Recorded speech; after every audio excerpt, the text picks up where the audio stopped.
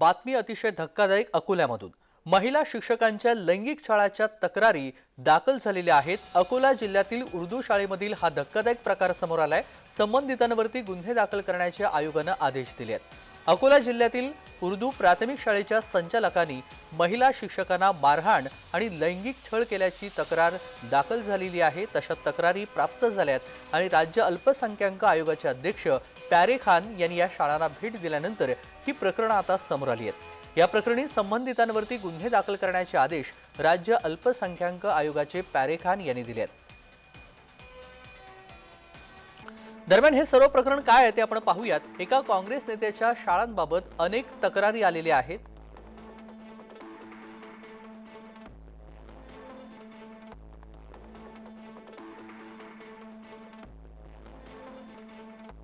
त्यांच्या संस्थेच्या जिल्ह्यामध्ये अनेक अनुदानित शाळा आहेत। संस्था चालकांकडून शिक्षक आणि कर्मचाऱ्यांवरती छळाच्या तक्रारी प्राप्त झालेल्या आहेत। तक्रारींची दखल घेऊन राज्य अल्पसंख्याक आयोगाचा पाहणी दौरा झाला। चौकशी अंती झालेल्या तक्रारीमध्ये तथ्य असल्याचं निष्कर्ष समोर आलं। आयोगाकडून संबंधितांवरती पोलीस कारवाईचे आदेश देण्यात आले आहेत। संस्था चालकांकडून शिक्षक आणि कर्मचाऱ्यांना सतत मारहाण आणि त्यांचा लैंगिक छळ होत असल्याच्या अनेक तक्रारी याआधी करण्यात आलेल्या आहेत। हमसे इलीगल चीजों की मांगनी की गई, जिसके बिना पर उन्होंने हमको टर्मिनेट किए और 50% सैलरी मांगते सर मंथली, और इन चीजों को डिमांड अगर ना पूरी किए तो रूम में बंद करके हमको मारते हैं। और गलत काम करने के लिए सर उनकी लड़की फारिया समरीन और उनका दामाद जावेदुर रहमान हम पे प्रेशर डालते हैं।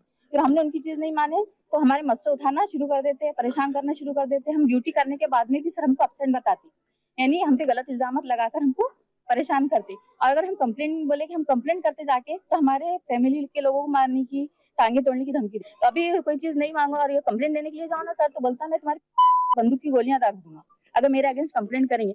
और कोई लेडीज अगर मेरे अगेंस्ट कंप्लेंट करेंगी तो पहले मैं उसके कपड़े यहाँ पर फाड़ूंगा, मेरी फैमिली उसके साथ करेंगी, और बाद में पुलिस स्टेशन वाले उसकी फिर भी नहीं लेंगे, क्योंकि मेरी इतनी चलती है, मेरी इतनी पावर है। बंदूक से धमकी देने वाला कौन है? सैयद कमरुद्दीन, सैयद इस्माइल सर, वही संसद सचिव है सर। हमने इनकार किया सर, पहले हमारा 50% ग्रांट आया, 20% तो उन्होंने 10% लिए, फिर 40% आया सर, तो फिर हमने इनकार किया तो उन्होंने हमारी 5 महीने सैलरी रोक दी सर। वो लेटर हमने पूरे फाइल के अंदर लगाए। फिर उसके बाद जैसे 60% का ग्रांट आया सर, तो इन्होंने 30% की डिमांड की, हमने इनकार किया तो उन्होंने हमको सस्पेंड कर दी। आदरणीय खान सर ने जिस टाइप की शिकायत करी है, जैसा सर का ऑब्जर्वेशन है, उसके हिसाब से बहुत ही गंभीरता से पुलिस प्रशासन इसको लेगा। एंड जिसके साथ भी गैरकृत्य हुआ है, उन्होंने संबंधित पुलिस स्टेशन में जाके तकरार दाखिल करने पर कड़ी से कड़ी कार्रवाई आरोपी के विरुद्ध में की जाएगी। जो भी इस केस से रिलेटेड जो लोग हैं उन पर कार्रवाई होनी चाहिए, क्योंकि भाई जब यहाँ ऐसे हमारी देखिए सरकार अभी लाडली बहना योजना चला रही है, तो बहनों को शिक्षा यानी बहनों को मजबूत करने के लिए चला रही है, और हम बहनों के साथ अगर ऐसा दयनीय व्यवहार होगा तो वो ठीक नहीं है ना। ये एक व्हाइट कॉलर माफिया है, तो ये यहाँ आप चलने वाला नहीं। ये महाराष्ट्र में देवेंद्र फडणवीस जी की सरकार है, सबका साथ, सबका विकास और सबके विश्वास की सरकार है, तो यहाँ किसी पर भी अन्याय होने वाला नहीं। और यहाँ पे जो भी गलत दिखा उसको सीधा जेल भेजा जाएगा। शाळेच्या भेटी दरम्यान चौकशी केली असता शिक्षकांच्या तक्रारीमध्ये तथ्य आढळल्याचे आयोगाचे अध्यक्ष प्यारे खान यांनी सांगितलंय। भाजपा के नेता है, वो अपने आप को राज्य मंत्री बनाने के लिए हम मुसलमानों को बुरा कर रहे हैं। वो कहते हैं कि उर्दू तालीम बंद करो, वो कहते हैं कि उर्दू किताबें क्यों होना और किताब कर क्यों होना। तो जब तक प्यारे साहब ये आयोग इसको बुरा नहीं कहेगा मुसलमानों उर्दू, तो प्यारे साहब की इमेज नहीं बढ़ेगी।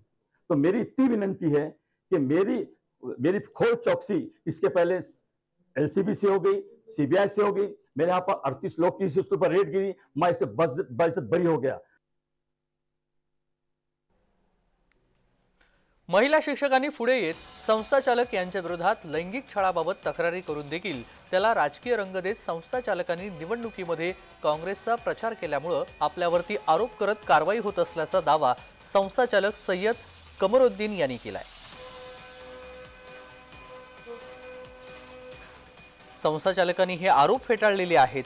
मात्र अकोला जिल्ह्यातील उर्दू शाळेमधील हा धक्कादायक प्रकार समोर आलेला आहे। इथल्या शिक्षकांनी अनेक वेळा याबाबतच्या तक्रारी दिलेल्या आहेत आणि संबंधितांवरती गुन्हे दाखल करण्याचे आदेश देखील देण्यात आलेले आहेत। महिला शिक्षकांच्या लैंगिक छळाच्या तक्रारी यादी प्राप्त झालेल्या आहेत आणि दौऱ्यामुळे हा सर्व प्रकार समोर आलेला आहे। अकोला जिल्ह्यातील उर्दू शाळेमधील हा सर्व प्रकार आहे। मात्र संस्थाचालकांनी हे आरोप फेटाळलेत। संस्थाचालक सय्यद कमरुद्दीन यांनी या प्रकरणी सर्व आरोप फेटाळलेले आहेत। निवडणुकीमध्ये काँग्रेसचा प्रचार केल्यामुळे बिनबुडाचे आरोप केले जात आहेत असंही सांगण्यात येत आहे। या संपूर्ण गंभीर प्रकरणामध्ये पोलीस कारवाई करण्याचे आदेश अल्पसंख्याक आयोगाने अकोला पोलिसांना दिलेले आहेत। तर लवकरच चौकशी करून संबंधितांवरती गुन्हे दाखल करणार असल्याचं पोलिसांनी स्पष्ट केलंय। राज्यातील उर्दू शाळांच्या माध्यमातून सरकारला हजारो कोटींचा घोरक धंदा सुरू असल्याचा आरोप प्यारे खान यांनी केलेला आहे। यातून राज्यातील उर्दू शाळांमधला हजारो कोटींचा घोटाळा उघडकीस येण्याची शक्यता वर्तवली जाते आहे। अकोल्याहून वर्षा मोरे, जय महाराष्ट्र,